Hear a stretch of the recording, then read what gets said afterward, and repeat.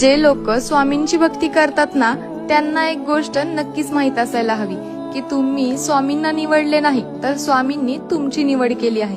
आणि जेव्हा स्वामी कोणाची तरी निवड करतात ना, तेव्हा ते त्याच्या आयुष्याला पूर्णपणे बदलून टाकतात.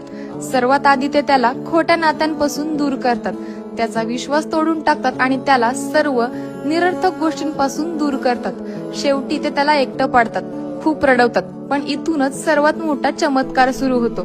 स्वामी आता त्याला अशा गोष्टी देऊ लागतात ज्या शाश्वत आहेत आणि नेहमी सोबत राहणार आहेत.